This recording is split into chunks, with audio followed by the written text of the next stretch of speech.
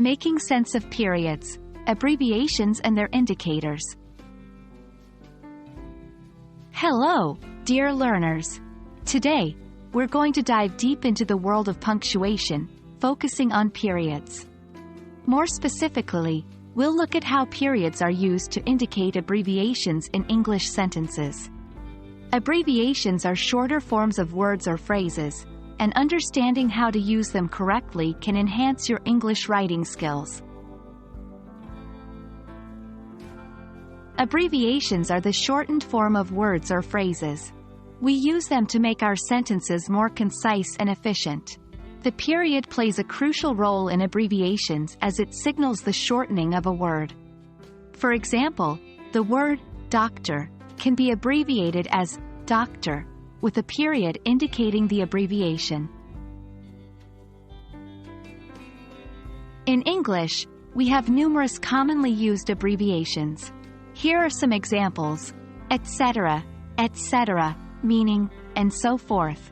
E.g., exempli gratia, meaning, for example, i.e., id est, meaning, that is, Mr., Mrs., Doctor, Mr., Mistress, Doctor. Remember, the period at the end of these abbreviations signifies that they are shortened versions of their full forms. What if an abbreviation is at the end of a sentence? Do we add another period to indicate the end of the sentence? The answer is no, we do not add another period. The abbreviation's period also serves as the sentence ending period. For instance, correct, I have a meeting with Dr. Smith. Incorrect, I have a meeting with Dr. Smith. It's also worth noting that not all abbreviations require periods. Many acronyms, abbreviations formed from the initial letters of other words and pronounced as a word, and initialisms, abbreviations consisting of initial letters pronounced separately, do not need periods. For instance, UN, United Nations; NASA, National Aeronautics and Space Administration; FBI, Federal Bureau of Investigation. These abbreviations are written as they are, without periods between or after the letters.